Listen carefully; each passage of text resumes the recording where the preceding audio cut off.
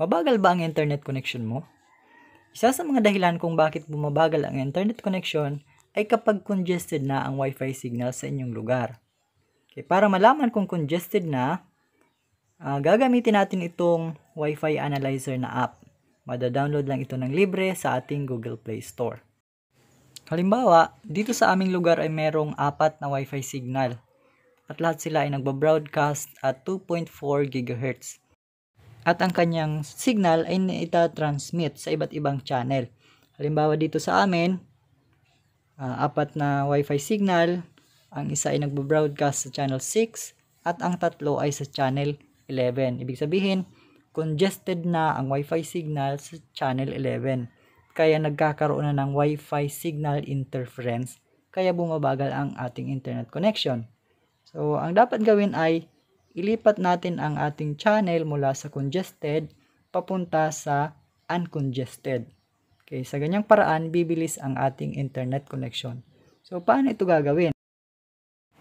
Una, pupunta tayo sa domain ng ating router. Lagyan natin ang ating password. At makakapasok tayo sa setting.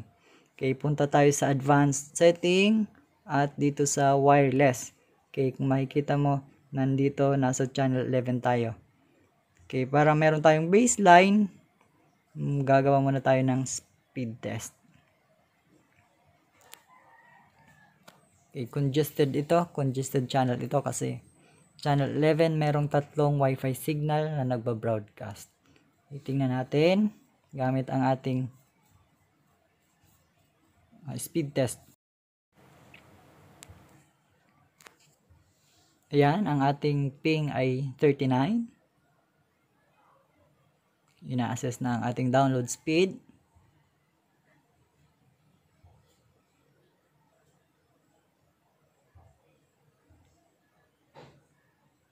Alright, download speed ay 4.81 Mbps.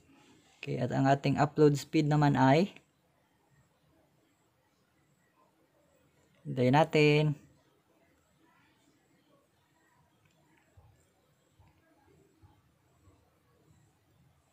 Ayan, 4.5.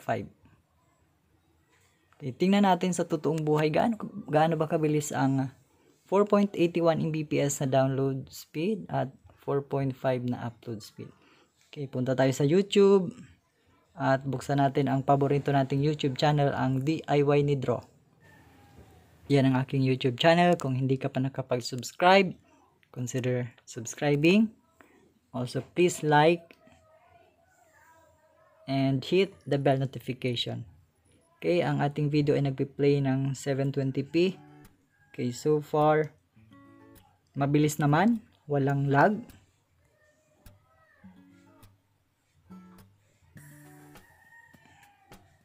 Okay, magbukas pa tayo ng isa pang web page. Buksan natin itong YouTube ulit. Punta ulit tayo sa ating YouTube channel, DIY ni Draw. Okay, play natin itong second video. Mabilis pa rin. Isa pang web page. Pagsabay-sabay natin yung tatlong video, tingnan natin kung maglalag. DIY ni Draw. Consider subscribing para matuto ka ng mga DIY project. Ayan ang ating third video, medyo may konting lag. At ayan, nag-play na.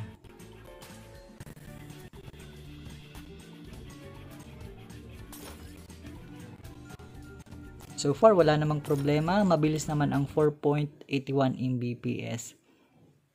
Ngayon ay ililipat na natin ang ating channel mula sa congested na channel 11, ililipat natin ito sa channel 1. Okay, para gawin iyan, mag-login tayo sa domain page ng ating router.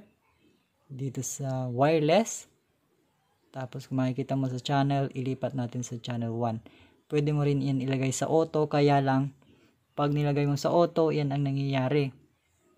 Yung ibang wifi ay parehas din ang frequency mo, kaya nagiging congested.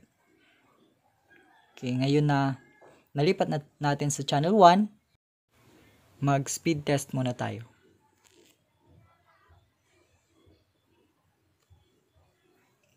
Yan, hintayin natin mag-loading.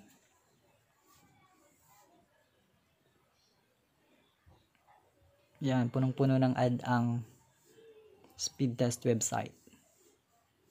Hintayin muna natin mag-loading sila.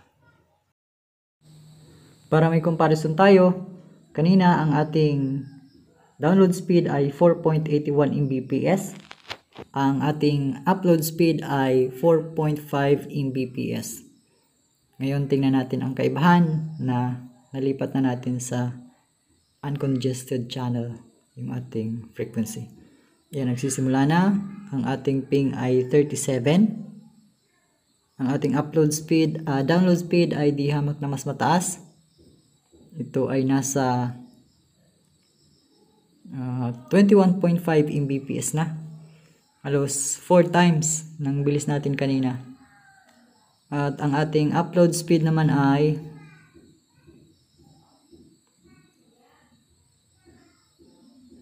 more than 6. Ayan, 6.16. Mas mataas ng 2 Mbps kumpara kanina sa congested channel. Tingnan naman natin ngayon ang kaibahan ng 21.5 Mbps na download speed kumpara kaninang 4.81. Okay, punta tayo ulit sa ating paboritong YouTube channel, ang DIY ni Dro. Play natin itong isang video.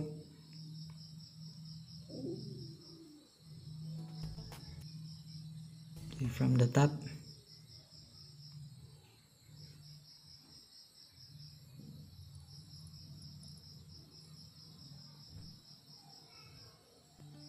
Ayan, ang video ay nag-play at 720p.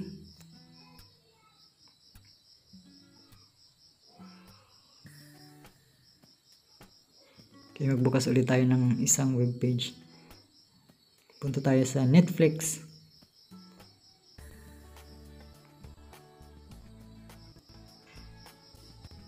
Ayan, mabilis naman magbukas yung kanyang webpage. Pero wala tayong account sa Netflix, kaya puntahan na lang natin ulit yung ating YouTube channel, DIY ni Dro. Okay, play ulit natin itong pangalawang video. Medyo may lag ng konti, pero mabilis naman mag-load. Nagpi-play at 720 pixel. Bukas ulit tayo ng isa pang webpage. Punta tayo sa YouTube ulit.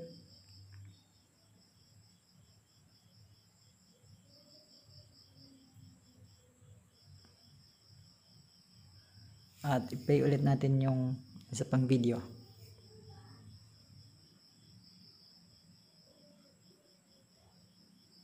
Kung hindi ka pa nakakapag-subscribe, please consider subscribing. Ayan. Mabilis naman mag-load.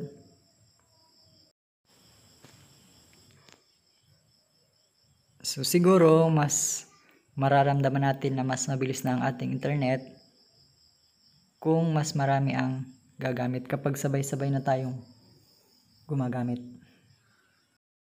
So ganyan lang.